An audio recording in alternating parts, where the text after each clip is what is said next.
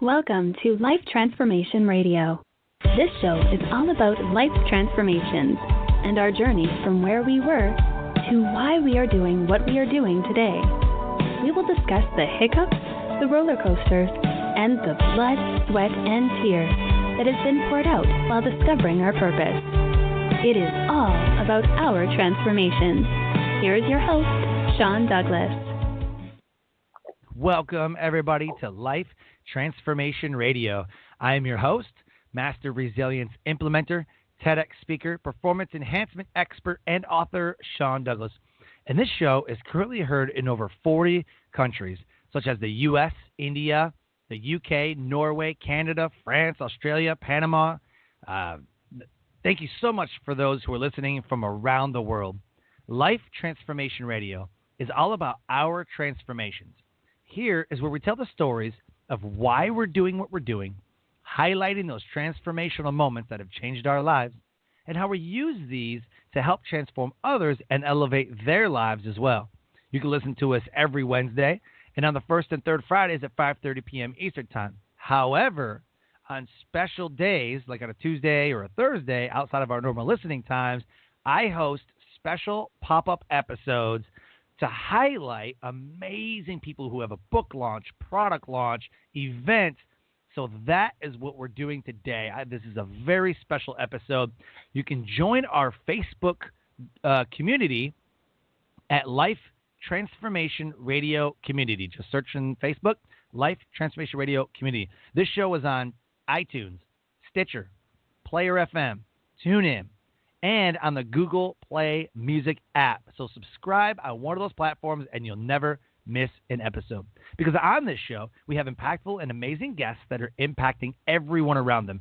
And my guest today does exactly that. And if you have any questions for any of our guests during our live broadcast, you can call in at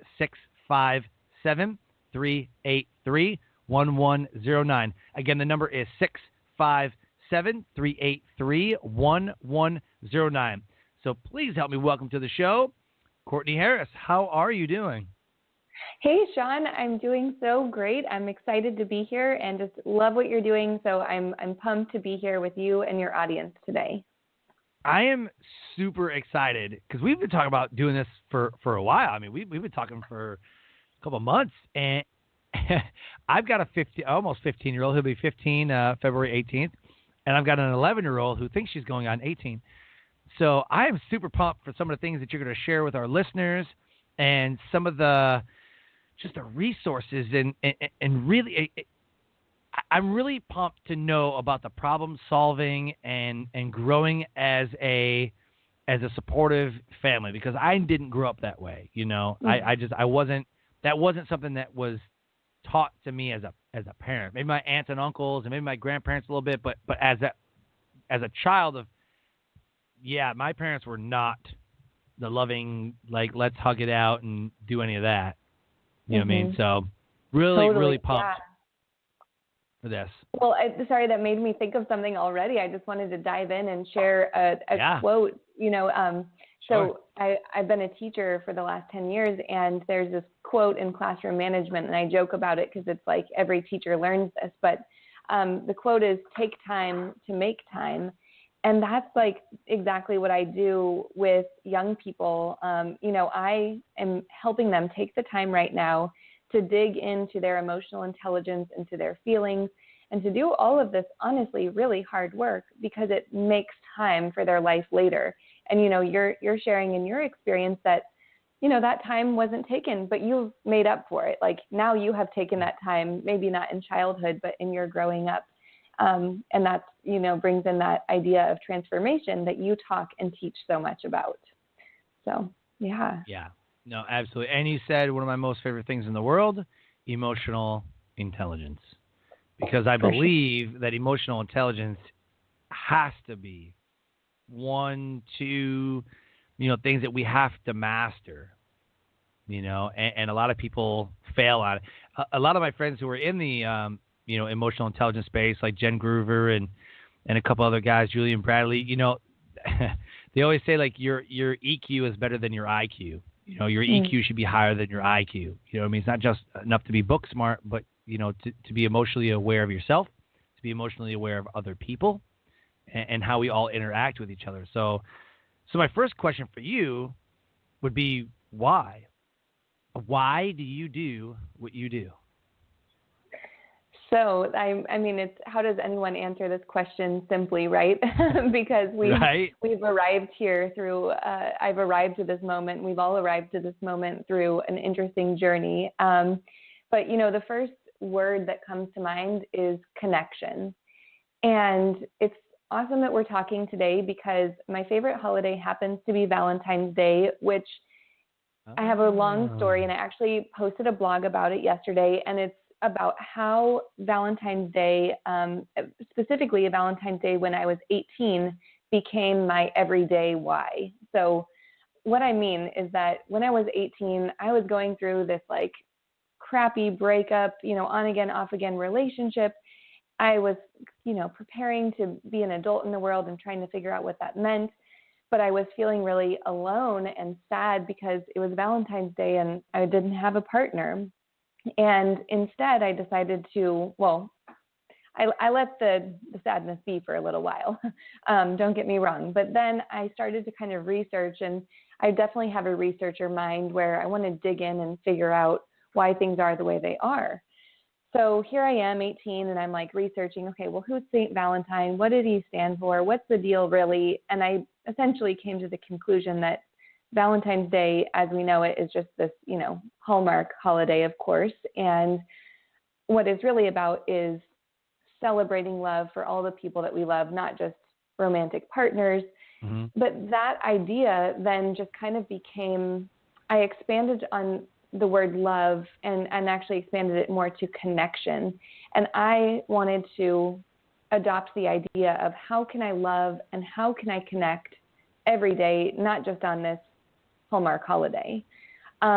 So there's a longer version of the story, and it's a long journey for me to actually arrive more soundly into this idea of living it every day. But the insight really came to me when I was 18, and I just understood, like, this is not just, we're not just here to fall in love, or we're not just here for this one purpose, or to celebrate these holidays in surfacey ways with roses and chocolates and things. Like, we are here to connect with other people and to really engage. And so that's my why I show up every day, and why I'm a truth teller, why I'm a writer, and why I'm now a life coach for teens and parents, is because connection is what we're here for.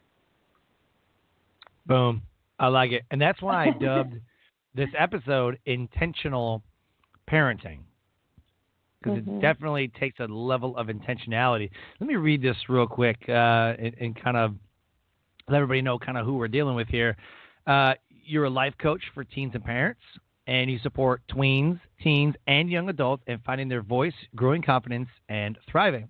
And through one-on-one and small group coaching sessions, teens and tweens are able to overcome anxiety, disconnect, and isolation as they discover their voice, explore their truest sense of self, and develop a deep sense of empowerment. You support parents in practicing self-care, growing alongside their children, and developing balanced sensitivity towards the process their rapidly changing child is creating.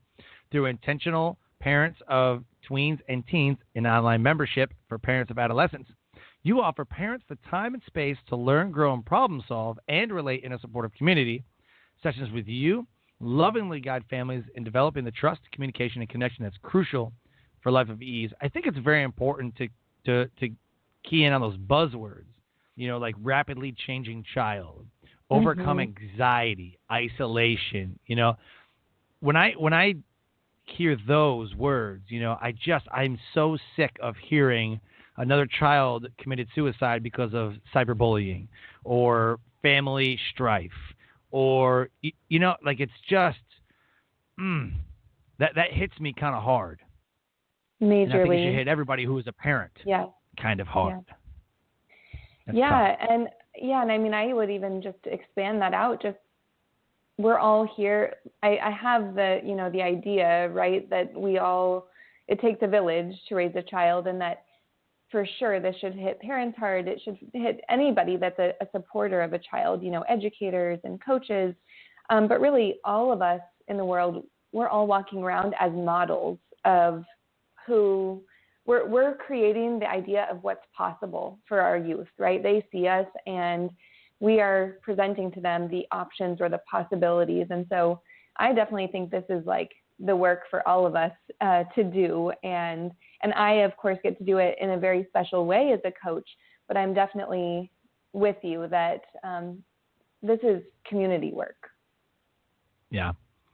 I posted a video on my Facebook earlier, and it's a graduation speech by a guy named, I believe his name's Rick Rigsby. And he talked about lessons he learned from a third grade dropout. It's on Goalcast. If you guys are listening, go to Goalcast and look for, lessons from a third grade dropout. And what he was saying in there, he's like, my dad got up every morning at 3:45, every morning, and read books. And like he was teaching us all this stuff, even though he dropped out at third grade and never graduated high school. And his mom asked him why. He said, because my boys might one day catch me in the act of excellence. And I was like, like that, like hit me because, as a military member of the Air Force, one of our core values is excellence in all we do. And so I immediately was like, am I showing up in excellence in front of my kids? Yeah. That was a hard pill to swallow for me because we want to believe that we're doing everything right, but are we? Totally. So how do we know if we're? How do we know if we are? So, the idea, it's like no one can really just get it right. There's not a manual for how to do this life. There's not really, I like to believe there's not really like the right and the wrong, but we're always in this process. And like you said, if we can have these foundational questions and ideas that we come to, like if every day, if you wrote that on your mirror in a dry erase marker, show up with excellence or model excellence or whatever, you wanted to say, or another phrase that I use with parents is this creating connection? So if we use those foundational phrases and they're kind of like mantras and daily practices and things that we think about each day and want to embody, and we show up and we do our best to live towards that, then yes, you're doing it, quote, right. And I think the idea that I like to believe in is that we're always in a process, always in progress. And we cannot strive for perfection, right? So of course, like we want to be excellent all the time and we want to always be in connection. But that also means that there's going to be moments where we raise our voice and we yell, or the house is a mess, or we miss an appointment, or, there are times when we do disconnect, or times when we do, we're not our highest version of ourselves.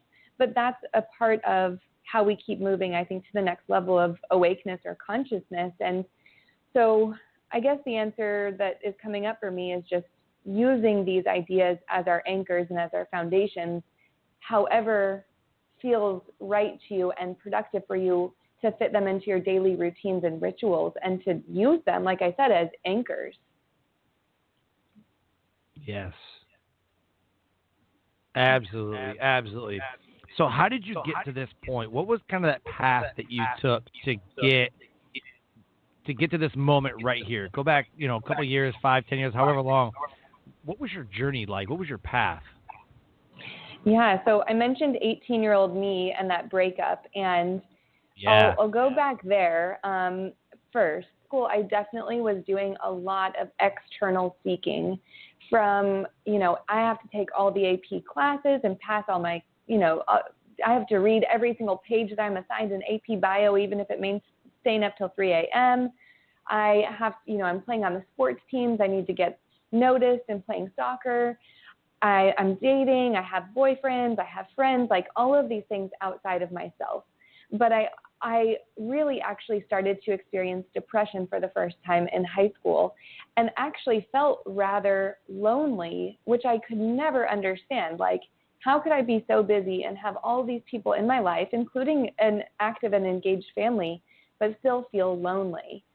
And so I could name that at the time. I was able to say, like, I'm feeling lonely or feeling depressed, but I didn't really say it to anybody outside of myself. Like, I knew it and I knew something was up, but I didn't go to the next step with it. And in my journey, in going through college, and I went to an amazing college, St. Mary's College, an all-women's school, and I started to actually own my voice. Like, I wanted to raise my hand and participate in all my classes. I kind of went from it being this, like, external thing to what is my actual learning process and how am I growing as a person? I started to really take that on in college. Okay, so the journey started to get deeper there.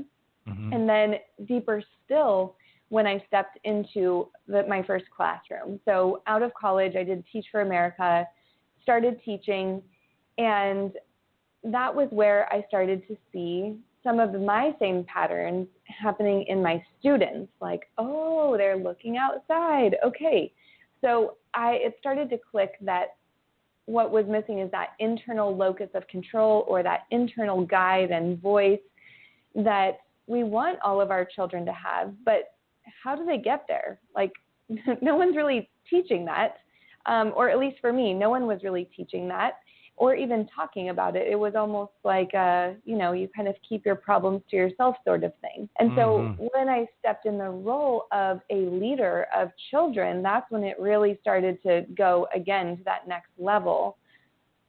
And my work as a teacher has been one of the most impactful and inspiring and challenging and beautiful parts of my life by far. Yeah.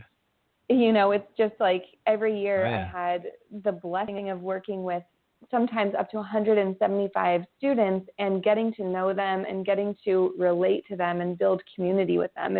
It's amazing and powerful. And I mention this because in my role as a teacher, or in this journey of teaching, I continue to do my own self-study and my own healing on my own teenage years, right? So as I'm working with teens, I start healing myself, and I'm building this massive tool set. I'm building all these ideas for, first of all, how I'm healing myself, but also how I can provide, like you said in my bio, space for teenagers to grow their voice and grow their confidence and to thrive. And so this is really the space that I've been in for these last 10 years, is personal growth, but also building community for teenagers. There you go. So can you pinpoint exactly, because you covered quite a bit.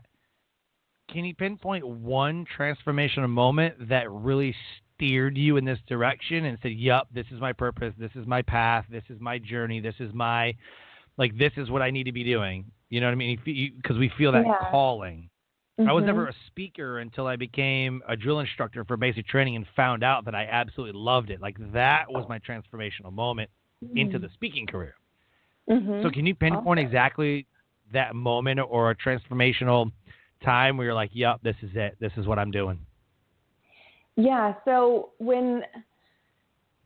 there were a few, but the biggest one that's coming up for me is I actually decided to take a break from teaching because it really was starting to be a bit emotionally unsustainable for me, that I'm giving so much and I wasn't really able to do the self-care that I needed to sustain the career in a way that was great for me and great for my students. And so I stepped away, and I was doing some work with a family. I was working privately as a nanny and a tutor.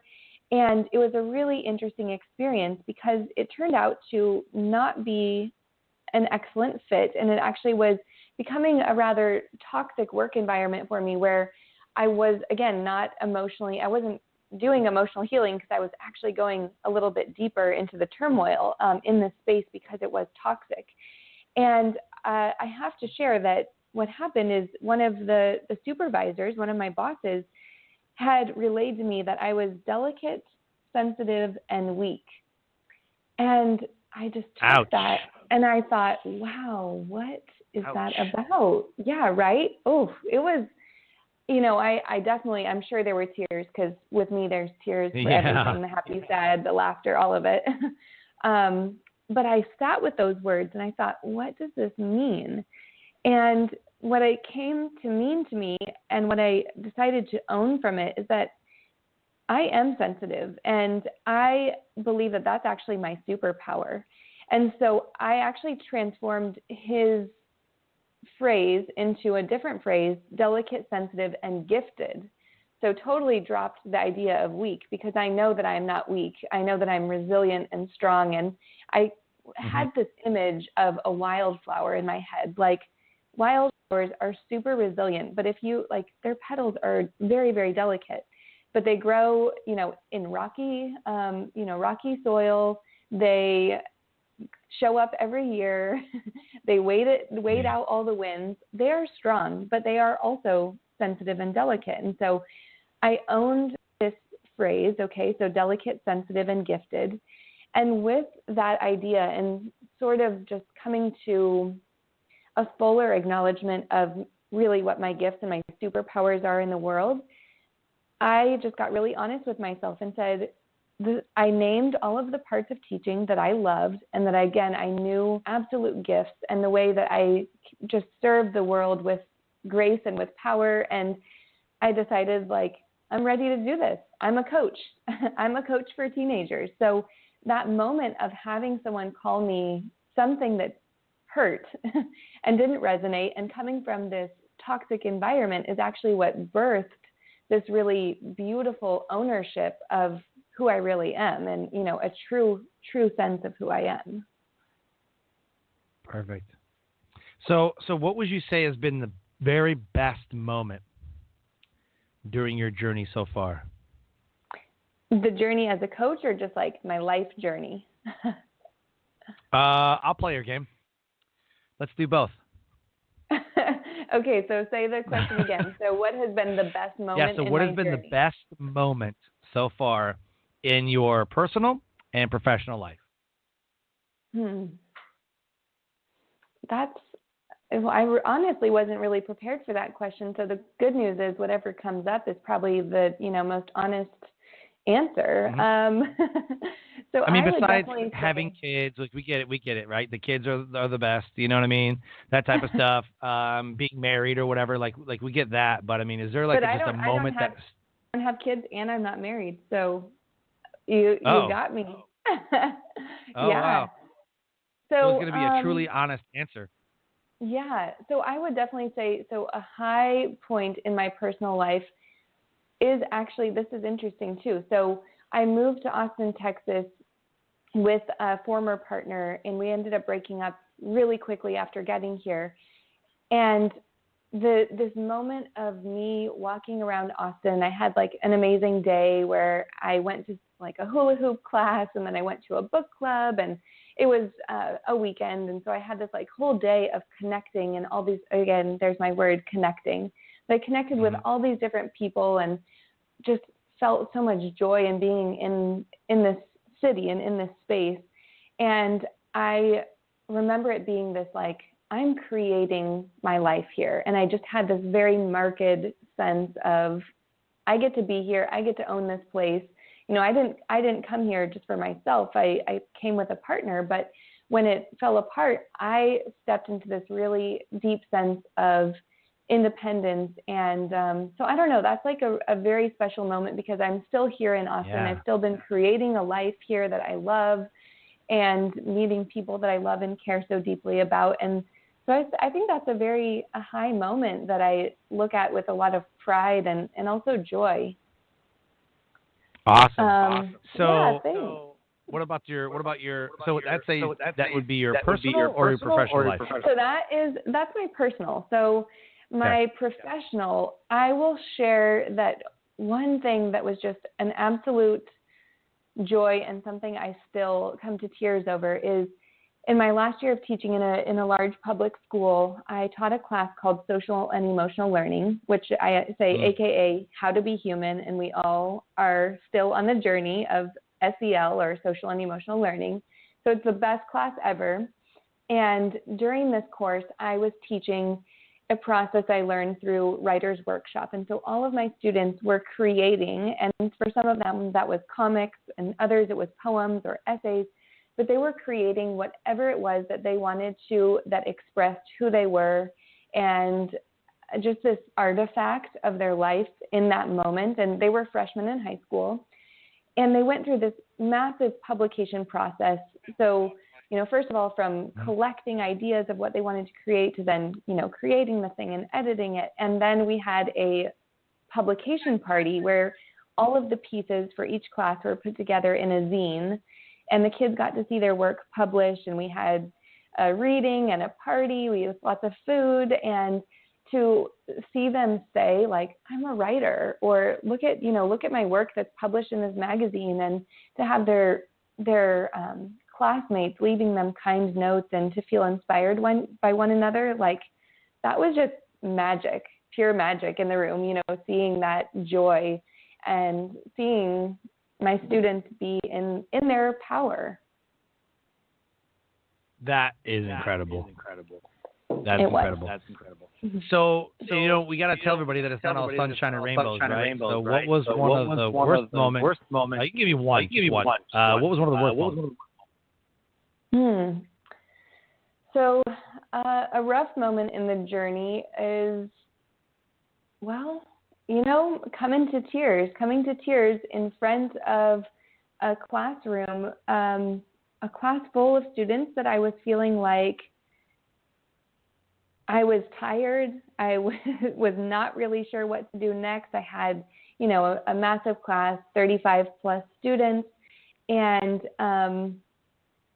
feeling at odds with how do I get you to engage with what I'm teaching, or how do I get you to care about what I care about, and to see, not how do I get you to care what I care about, but this idea of like, I'm here to teach, but I'm struggling because classroom management can be really, really tough, right? And I'm at this point, I would say, a veteran teacher, and it's still tough.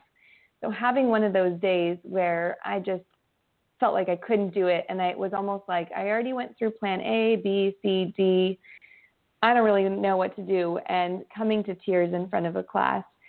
And so I say that is one of the bad moments, but just like most of the bad moments, it also brings a lot of humility, and it brings a lot of opportunity to grow. And so actually what I got to do was apologize to my students, and I realized that is super powerful, because I don't know about you, Sean, but when you think back to being a teenager, I wonder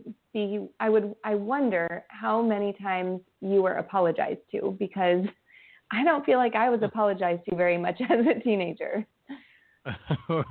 Yeah, no. Right? I mean, teenagers actually have a pretty tough role in society. So, that was a moment, and it was towards the end of my knowing that, like I said, when teaching was starting to feel unsustainable, and I was really feeling that, but trying to show up with my heart, but really being caught in the, how do I do this, right? And so that's a tough moment to know that I was doing work that I loved and care about all of my students, but also that there was something missing, or I was burnt out, or, the end of the battery life there for a bit. So tough moment. Oh, yeah. Yeah, definitely. So along the way, we're building networking community, we're building, influencers and supporters. And so quickly talk about, what are some of the influencers that you had along the way? Was it like a Tony Robbins? We look at different coaches and different authors. Is there people that you've had that stick out to you, different mentors and coaches or whoever? Who's been your biggest influencers? Yeah, so the first one that is coming to mind is Louise Hay and her work about healing the inner child. And she does a lot of work of her, in fact, her text, You Can Heal Yourself. And so the idea of this process of owning our own healing, that is something that has been really instrumental to me in my own healing, but then in the work that I take to families and I take to teenagers. So her work has definitely been powerful. Honestly, this is not like a person I can name, but my yoga practice has been a massive teacher. And one of the teachers I've worked with along the way, her name is Christina Sell, and then here in Austin, some local teachers that have also studied in the same lineage is called Anyasara Yoga, which is now no longer. But in this lineage, I've met many teachers, and it's a very, very heart-centered practice. It is very much about connection, and even in our body, connecting to our body and aligning the body in a connected way. And so that's been just yoga, the practice, and my teachers have been influential and really, transformative teachers in my life for sure. Awesome. Yeah. I like it. I guess I'll share one more. Yeah. As of late.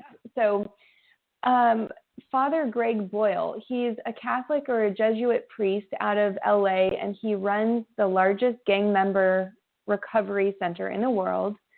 And his work, so no matter if you're not religious, if you're religious or not at all, this work is accessible. I mean, he is a thought leader that connects with other religious leaders and other thought leaders. And the work that he does in talking about kinship, and with kinship, it's really like the deepest level of connection of how can we really treat one another as kin and love one another despite any differences, despite any harms and hurts. How can we break through to love? And the way that he writes, and he shares stories of, gang members that have shot and killed people, right? When that have the people that are in a sense, some of our most vulnerable, but also who we are so afraid of often. So he writes about them with such beauty and such humility, and the stories, they make you laugh, they make you cry, and it takes my beliefs about connection to an even deeper level. And he is someone that I definitely consider a mentor and someone that I look to as for inspiration on the daily. So check him out for sure. Father Greg Boyle. You got to read his books. Greg Boyle. Got it. Perfect. I was writing everything down. I can't even write fast enough. Yes. That's how it goes. So you said that you moved to Austin and kind of started a new business, kind of started a new life. Yes. Right? So if you had to do that all over again, you still had the knowledge that you have now, but you didn't really have the money, the connections. You just moved to a brand new place. You're completely starting over. What would be one of the first things that you would do? So if I was going to do it all again, what would I do differently? Do people always tell you they don't want to do it differently? Because I kind of don't, right? But it's usually, I love this question because I get some of the same answers, but sometimes there's that one that's like, really? Like that's the one thing you would do? Totally. They're just like, I got a mentor, build a website, like nobody yet has been like, oh, definitely take out a loan from a bank, like no, because I think that's what they did the first time. So funny. Yes. But it's okay. Well, find a mentor, find networking groups, meetup groups, start connecting, it's just build your following. So I'm always curious what people say to this. Yeah. I mean, my first actual, insight with this one was if I could do the whole journey differently, honestly, I would love myself on a deeper level for longer than I have. And it's like, this is still the work that I'm doing, every day, waking up and figuring out how do I love myself more wholly and more deeply. And it's what I teach, but it's also a practice that I'm actively involved in. And so I would say that if I could have tapped into this, when I shared about my gift, about becoming delicate, sensitive, and gifted, and really with the emphasis on that gifted, if I would have known that going in, I would have tapped into a lot of my superpowers much earlier on. And so how would I get there? I'm not quite sure. I think definitely, like you mentioned, mentors. I think having teachers and having mentors, maybe even starting yoga earlier. I mean, I don't think it would have changed the course of my life, but that is kind of the one thing that I can identify that I would like to have been in deeper self-awareness and self-love earlier on, because I also believe that would have made my teen years and my 20s much more peaceful and easeful, which of course we all want more of in our lives. So that would be my thing. Love it. Yeah, I totally agree with that. I'm just so fascinated by what people think the first thing they would do is, And I'm always expecting, like, okay, another mentor, another one, until I hear, like, kind of like what you were saying. I'm like, oh, that's interesting. That's all right. Because I think that people listening might be stuck, like, because they're either building a brand new business or they moved somewhere and they have to do all this all over again. So that's kind of my mindset on the question. So let's talk about some of the resources that parents like me. I have a 14, almost 15-year-old and an 11-year-old. What are some of the resources? Or what things should I be looking at? When parenting, this age group. So my definite go-to and main strategy that I share is using a lot of open-ended questions. And the idea here is that, so the idea is that kids and teens, they can just get told so many things, how to do things, right? And honestly, by the time your kid is a teenager, they already know what you expect of them. They already know what you believe, probably, like, politically, religiously, about your life, about your lifestyle, whatever. They already know this stuff, so they already know what you likely sort of, quote, expect of them, right? They know a lot. So if we are kind of talking to our teenagers and using language of, you need to do it this way, or sitting them down and limit setting, or sitting them down and saying our expectations, they don't really feel, first of all, they don't feel valued. They don't feel like agents of change in their own life or even in their family life. And they're probably not very engaged. And so the open-ended questions, I also say that this is hard at first, because if you haven't been using it, first of all, reminding yourself to use it is a hard journey in and of itself, but also your child might do a lot of shoulder shrugging or, I don't know, it's for a while. But the types of questions I'm talking about are, say, for example, okay, this has come up with a client recently, boundaries with a cell phone, right? How to build healthy boundaries for their teenager, or help their teenager build these boundaries.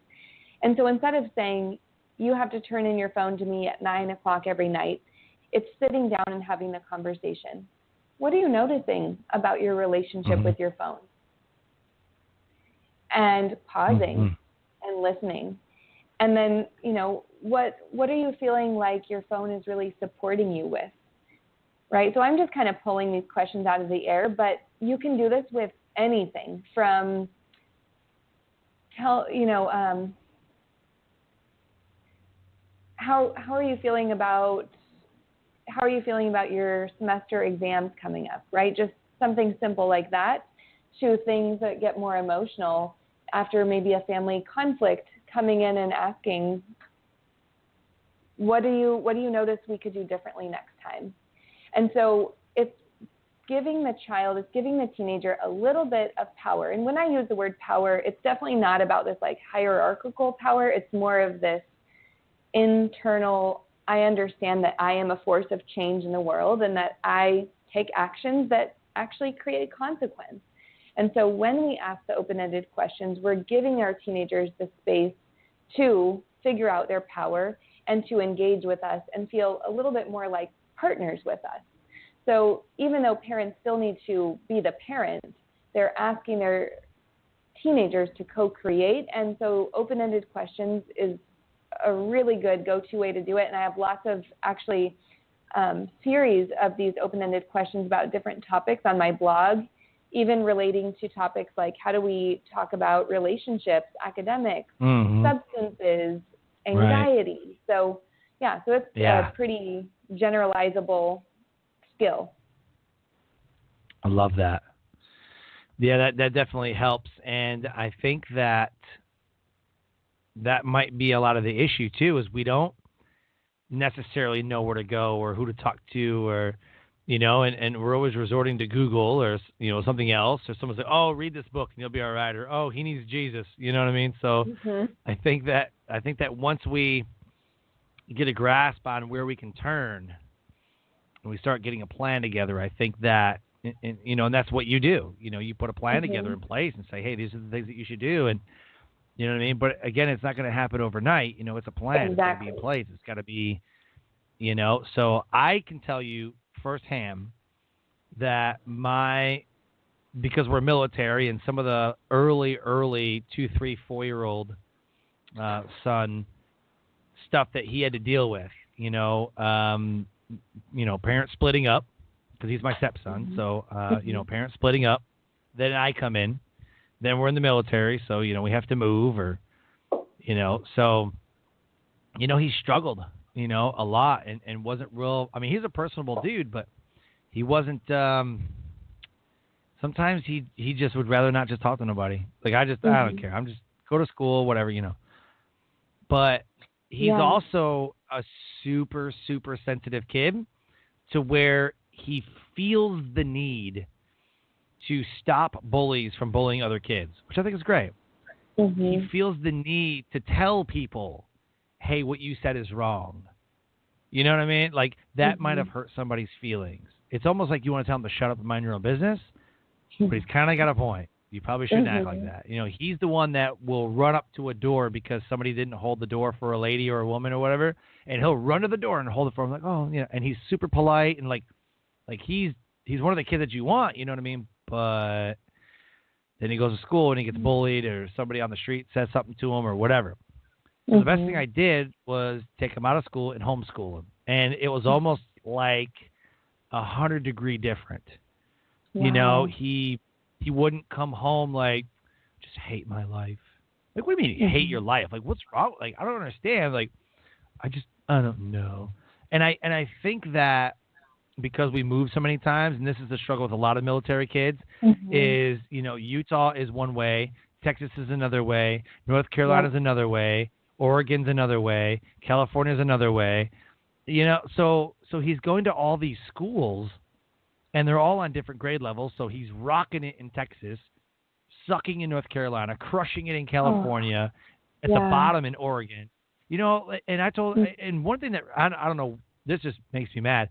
Why can't we all just be the same? You know what I mean? Like, if Oregon's standard is this and California's standard is that, like, all these kids that move around, especially for military families, like, it's such an injustice to say, well, you need to read at this level in North Carolina, but in Michigan it's lower, so you're fine. It's fine, whatever. You know what I mean? Like, if we're going to have I'm not saying standardized, but just, I mean, because I feel like we're failing the kids as they get older if they move around. You know what I mean? And I just don't think that when the kids, because I know for a fact that when my kid was placed in another grade at another school, it was, well, let me get your transcripts. Let me see where you are. Oh, you need to go to the exceptional child program, because you're kind of behind, because, we're a little bit farther, and, our curriculum's a lot harder, and it's almost like they pride themselves on putting those kids down. Wow. So, well, I feel so sorry that has been your experience and your son's experience, and it sounds beyond frustrating, and it seems like a definitely felt like a lot of closed doors from a systems level, and I'm so sorry that was your experience. Yeah. But he's homeschooled and he loves it. So, we have the K-12 program, online, the K-12, and he did that. And so we read together. We, I check all his math. Like, he does like paper pencil, like, like doing math, you know what I mean? And he is a better kid.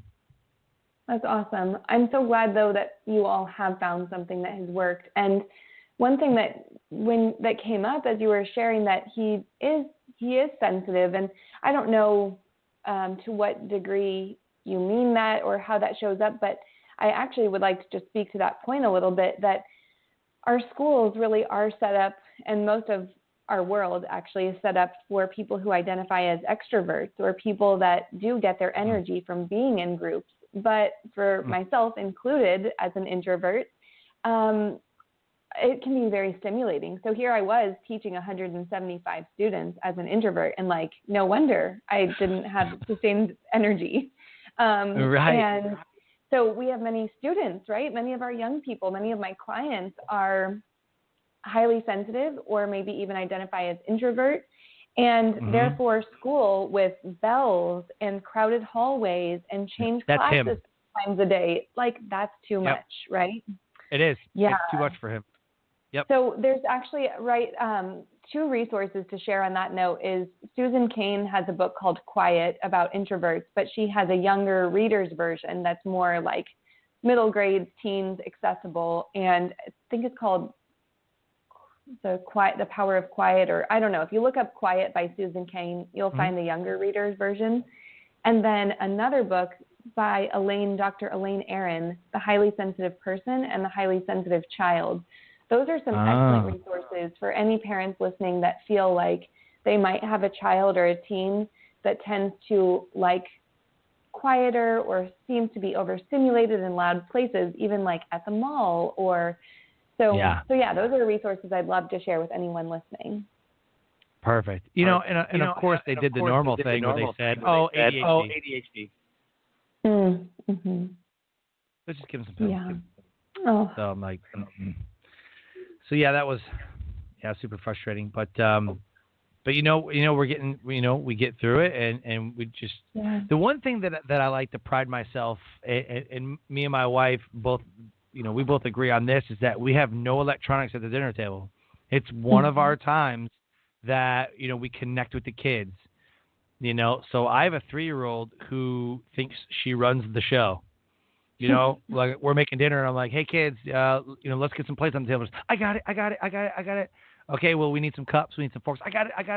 Like she won't let nobody do nothing. Like she's like, no, it's mine. I got it. Like she wants to do everything. And she's like a little mini me. She's 3 years old. She's like a little mini me, just like me. And then, my daughter, who's 11, is kind of like that, but she's really well reserved. She's kind of quiet, but I mean, she kind of takes after her brother. But she's loud when she needs to. She's playing with friends. She's super loud. She's, it's great. She's an extrovert, like when she's around groups or whatever. But when she's at home, she's just like super quiet and reserved, and and we thought about taking her out, but I think that maybe she's fine with school. So I just. Yeah, so that's what I was saying earlier. Like, are we doing the right thing, and how do we know? That we're doing the right thing for our children. Right. I mean, I think that you're doing exactly it. You're continuing to ask that question, and then especially as they get older, continuing to ask them and helping them notice, am I feeling really comfortable at home? Am I feeling really comfortable at school? Like checking in with what they're feeling, because I mean, actually, we don't ask that of our kids a lot in society. Right. I mean, when I say we, I just mean in general. Like we're a pretty disconnected from our body and sensation sort of society. But if we help our young people, like if you're asking these questions with your kids, what are you noticing when you're at school? What kinds of feelings do you have? Or when you're in the crowded lunchroom, how does that feel? And then even if we notice, like if we're with them somewhere and we see their body change, maybe they get curled up or they cross their arms or start doing something kind of closed, asking them, hey, you notice what's happening with your body, or what are you feeling? Where are you feeling it? And so I think that, for parents to just keep checking in with yourself, because if you ask yourself each day how it's feeling, right? How this decision that you're making every day as a parent to be a parent is feeling, and what areas there's tension, and just keep noticing that. And at the same time, checking in with your child and helping them build their emotional intelligence and build their understanding of what's happening to them in their life and how they're creating their life. I mean, that is the best you can do because, again, there's no manual. Yeah. Awesome. I love that. Thank you so much for that. So talk about, what you enjoy most about what you do and some of the things that you got coming up. Where you headed, new businesses, families, got anything launching, and, talk about that. Yeah. So I am so excited because right now I'm working with a 17-year-old, and we've been working with a lot of mantra practice, and mantra is just a phrase that you repeat over and over, and it can be, an affirmation, exactly. And so he's been using mantras as a way to help him feel more comfortable and confident. And he's also been practicing this strategy that I have called the 3 C's, which you write about: a connection, a confidence, and a call to action for the next day. And I love that each week he's reporting the ways that he's feeling more positive. Like, he's actually noticing an energetic shift and telling me about it without me even asking.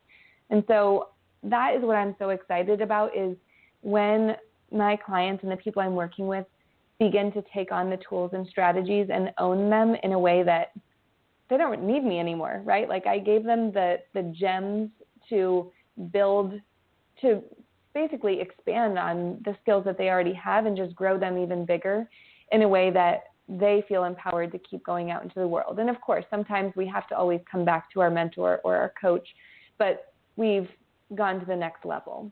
And so that's what I'm super excited about. And so right now in my practice, I do work one-on-one with teens and tweens directly, which is a super special part of the work that I do. There are a lot of parenting coaches out there, but I haven't seen as many coaches that do direct work with teens and tweens. And that is my passion and my specialty. I work online as well as locally here in Austin, so I work with clients all over.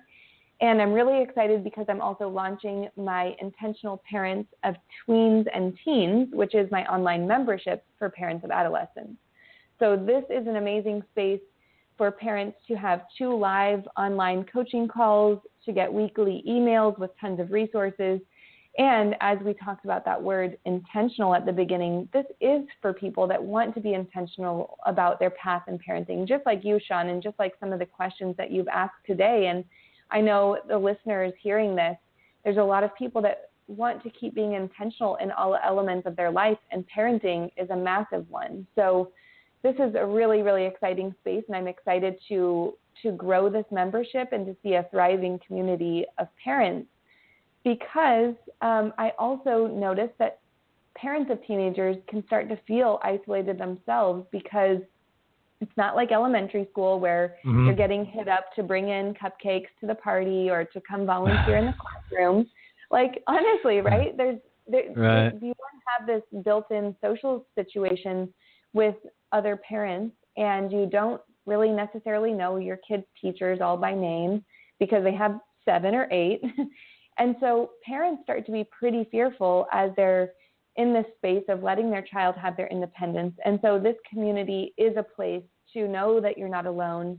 And it is a space where I also teach and talk about self-care, because that is, again, a huge piece of what parents need in order to be sustained in their everyday work of parenting, and also in the rest of what they're creating in their lives. So that's what's coming up. And yeah, I'm also doing a lot of writing. So I write a blog every Tuesday. I also write with Raising World Children.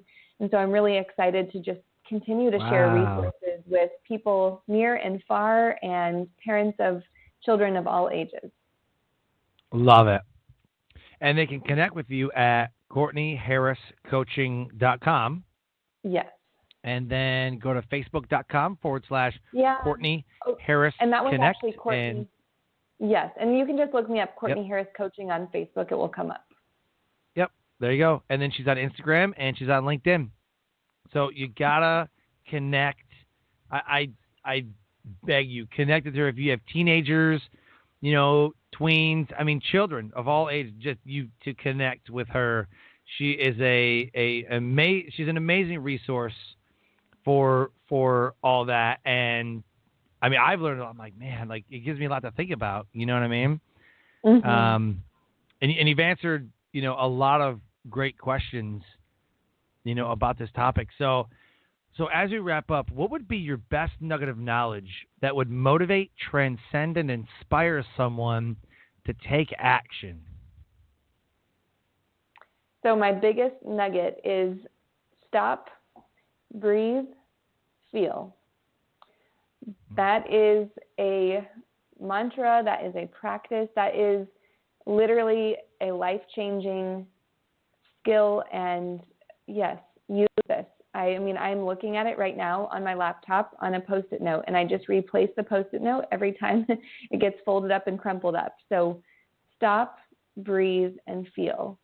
Because if we can stop and take notice of where we are, how our body is, what's surrounding us, if we can take a breath and notice our feelings, we can keep moving forward in an intentional way. And you use the word transcend, and I believe that this is a pathway. This is a way to keep being and becoming our highest self.